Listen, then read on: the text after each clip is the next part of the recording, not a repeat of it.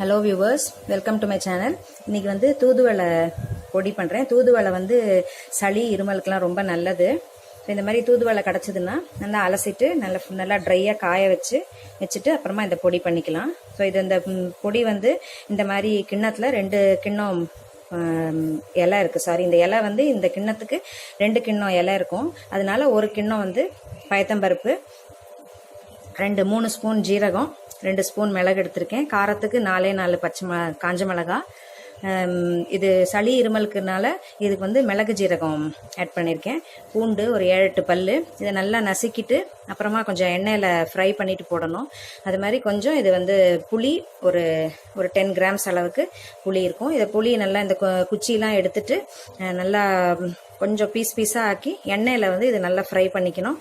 அதே மாதிரி பூண்டையும் நல்லா நசுக்கிட்டு ஃப்ரை பண்ணணும். ஒன்றொன்றுத்தையும் தனித்தனியாக ஃப்ரை பண்ணிவிட்டு அதுக்கப்புறமா மொத்தமாக போட்டு உப்பு போட்டு அரைக்கணும்.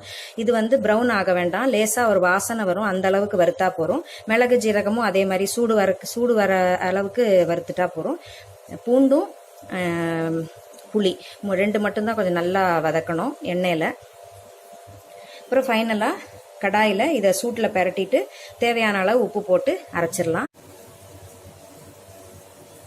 பூண்டை நசுக்கிட்டு இதை மாதிரி வறுத்துக்கணும். கொஞ்சமாக எண்ணெய் போட்டு, புளிக்கும் கொஞ்சமாக எண்ணெய் போட்டு கொஞ்சம் நல்லா ஃப்ரை பண்ணிடணும். அந்த மிச்ச எண்ணெயில் இந்த 4 காஞ்ச மிளகாவை லைட்டாக வதக்கிக்கலாம்.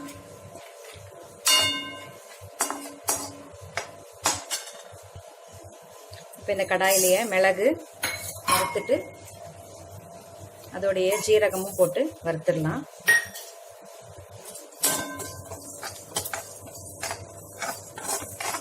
லேசாக சூடு வந்தால் போகிறோம், ரொம்ப ஜீரகம் படப்படான்னு வெடிக்கிற அளவுக்குலாம் வறுக்க வேண்டாம். இதை எடுத்துட்டு இந்த கடாயிலேயே அந்த பருப்பை போட்டு லேசாக பெரட்டிட்டு ஒரு லைட்டாக ஒரு வாசனை வரும், அது வரைக்கும் அந்த பருப்பை வறுத்துக்கணும். கலர் சேஞ்ச் ஆகாத மாதிரி. பருப்பு லேசாக வாசனை வந்துருக்கு, கலர் சேஞ்ச் ஆகாததுக்கு முன்னாடி எடுத்துடலாம். இந்த சூட்டுலேயே இந்த இலையை லைட்டாக பெரட்டினா போகிறோம்.